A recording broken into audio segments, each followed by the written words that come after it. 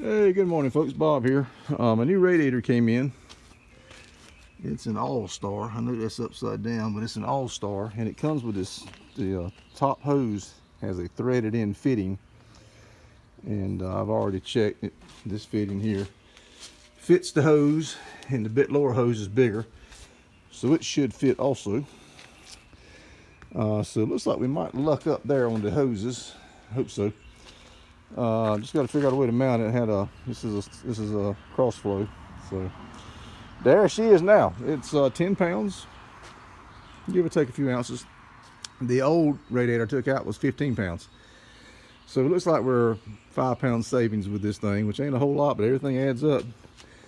So 5 pounds right directly on the nose of the car. You can't get much more forward than that. It's pretty much the last thing other than the nose itself. So as you can see, I've done a lot of lightning on it too. So there you have it. Let me see if I can get this thing installed today, and we're going to do a fire it up as soon as I get the radiator in, and we'll fire it up and do a little tuning. We have some tuning issues we've got to work out.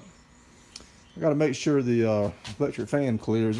There's some weight savings can be done in that electric fan too, but we'll have to do that later. I'm spending money on this thing like there ain't no tomorrow, and I just don't want to replace parts that are working.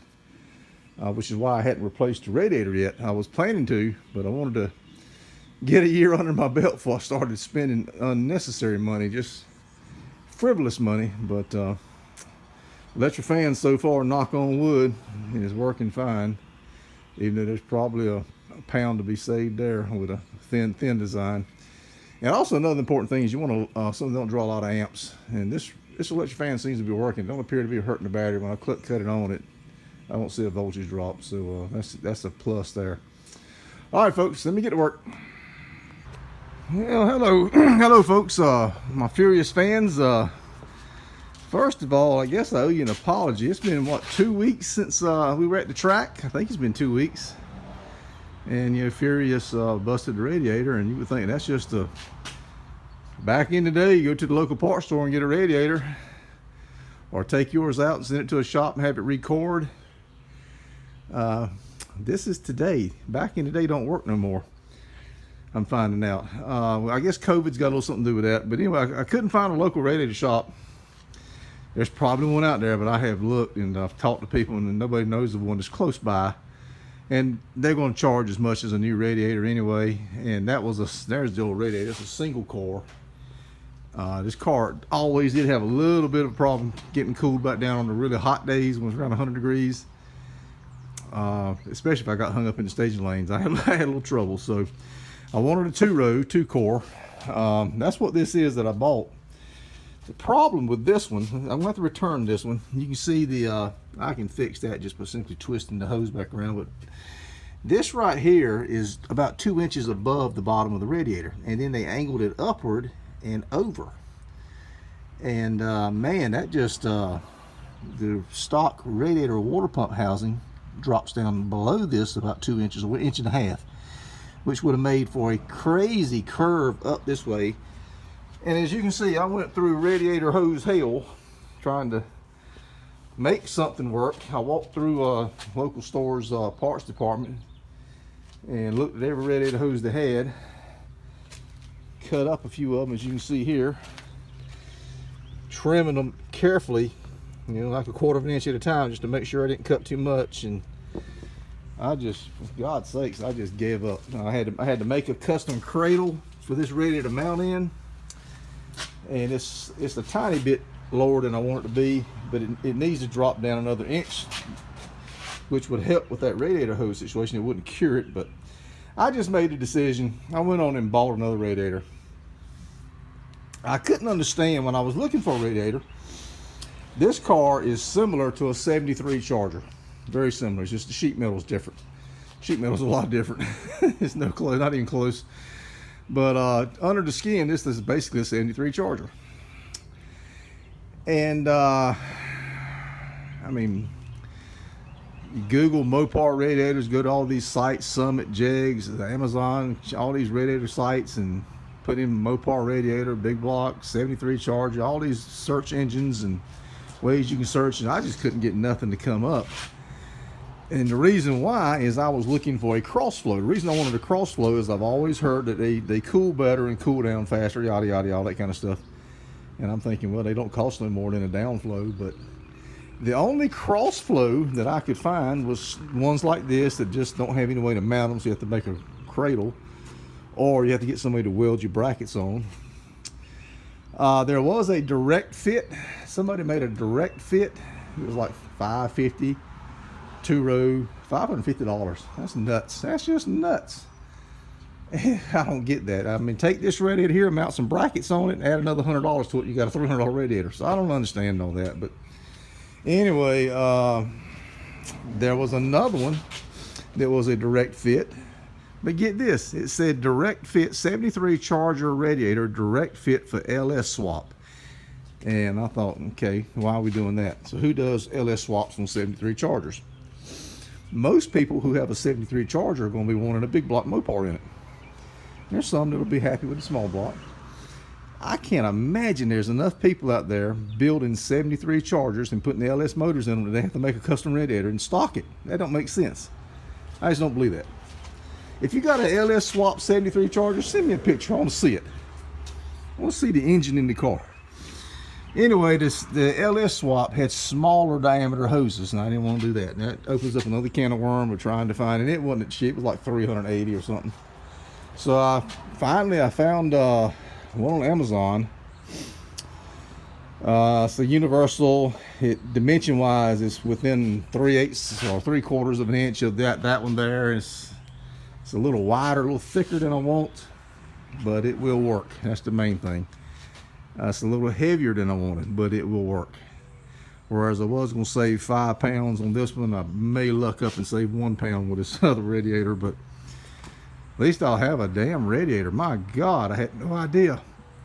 There was a couple of others that were direct fits, company Champion radiator, but they're out of stock. And there was one of them, I had a delivery date of sometime in June. It said estimated, and the other one didn't even have an estimated delivery date. And I'm like, well, if I order that and then they decide they can't make it for whatever reason till August, I don't want the car to sit any longer. So the one I've ordered should be here in a couple of days. It's universal, but it's a lot closer dimension wise to the factory one, so it should go in a couple of hours. I should have it in and have water running through it. So unfortunately, this one's not going to make the cut. I'm going to have to send it back. That's a shame, but it is what it is. Just ain't gonna happen. So Furyious sits for another week at least.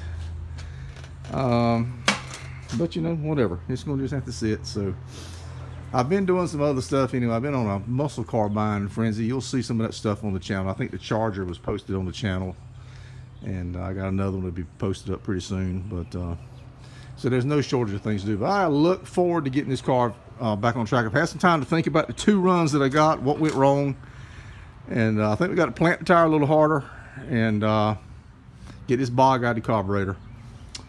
I think we'll put down a pretty impressive lap. All right, folks, I'm out. Let me see if I can yank this radiator out and put it back in the box and send it back. Hey, folks, look what came in today. My new aluminum radiator. I believe this is going to work. I really do. Got to buy some fittings to plug these transmission cooler lines off, because I use an auxiliary cooler. But that looks pretty cool right there. I'm going to stick it on the scales here and weigh it. But yeah, man, that looks pretty good. Okay, folks, the radiator came in, as you know, and it's one of those universals. It's universal to fit a Chevy, like so many things. And it was a little bit narrow, I think 3 inches narrower, but it was the correct height, and the width and all was good. So my thinking was, by being a little bit narrower, it'd weigh less. And it comes in just a little over 3 pounds less. So, but what I'm gonna have to do is I made these brackets out of an old sign. I know this one's longer than that one, but for right now I'm just trying to mock it up. And I got them bolted. I bolted the brackets into the stock radiator location that the old radiator came out of. And as you can see, it's just an old men working sign or something. And I'll scuff it up and paint it black. But I'm just trying to get and I know I got to make one more cut, so I wasn't too concerned about that cut there. But we're going to go with that, and then what I'll do, the radiator itself has flanges, and it'll bolt in. If it don't go to these holes, I'll come up with some holes. And if I screw this up, I got some more signs, so this will give me a rough draft template. But and then of course it clamps over from the top, so it should be pretty good. So there you have it. Let me on the next video here, you're going to see the radiator sitting in it, but it won't be, obviously won't be bolted down. Okay, she is just kind of sitting down on the frame, so I'll space it up, and as you can see, let me move around to the front here. Yep, she's I can slide it left or right, however I need to slide it. But I just kind of want to get make sure my hoses fit. So that's going to work, I believe. Let's go over to the other side over here. Bear with me a second. Yes, sir. So what I'll do, I'll just run 4 bolts, 2 on each side, through that metal bracket, and I think we'll be good to go. If I need to, I can make a longer bracket. I don't think I'm gonna need to, but I wanted to space this weld right here off of the core support, and I've done that. So it's not hitting the core support, it's hitting this little metal bracket, and I'll bend it back a little bit. But yes, sir, that's gonna work right there. The weld is off the core support, and I'll put a little piece of rubber between that and the tank. So I think that's going to do the job right there, folks. And I'll just see if I can get the radiator hoses on it next. All right. Okay, so the upper radiator hose, I can trim it and turn it, and it'll fit fine. The lower radiator hose, I don't know if you guys can see, it's kind of dark in there. I can trim it also, and it should pop up on that pipe just fine too. If not, I've got this pipe, this hose right here, I can make something happen with. So even though I don't have the radiator bolted down, I think the top hose will hold it. It's sitting in the chassis down there, and the bottom hose is going to keep it from the bottom up from kicking out. So I think it'll be okay to leave it like this overnight. I hope so. Yeah, that should work out fine. That should work out. Well, guess what, folks? I got about 3.5 inches of clearance between the radiator and the water pump pulley, and as you can see right here, this booger's about 6 inches deep. This is the fan that came off of it. So, and this is a pretty heavy fan. It's probably 5 pounds. And I saw a Ford part number on it.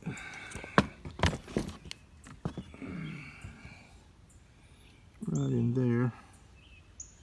Made in Canada. I think it's got a 9717-1, and I see a FM something number up in there, and a F2. That's a Ford fan.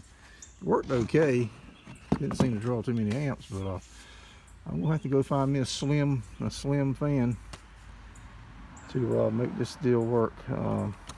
That's unfortunate. More money.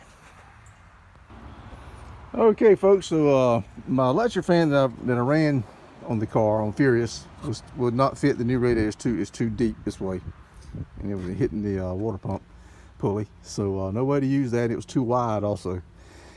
This is a little bit, it's the same size fan, through here. So the shroud is a lot tighter. It's not as, the other shroud went out like this. This side went out on both sides like this. So this shroud will fit, and the motor, it doesn't stick out quite as far because of, well, I guess the motor's probably about the same, but the shroud's stuck up about 1 inch higher. So this thing here barely fits, but it does fit. And see that connector? That's a Chrysler connector. I recognize that right away. So sure enough, I get inside here, and there's your little Chrysler logo and part number. So see that? Looks like it says 64577H. So it's a Chrysler radiator, probably from a minivan, who knows? But anyway, I plugged it up. It does work. So what I had to do then, the old fan had a Ford. The old fan was a Ford fan, and it came with this connector that somebody had spliced in. So I just disconnected their splice and spliced in the Chrysler connector. So we're gonna mount it, flip the switch, see what happens.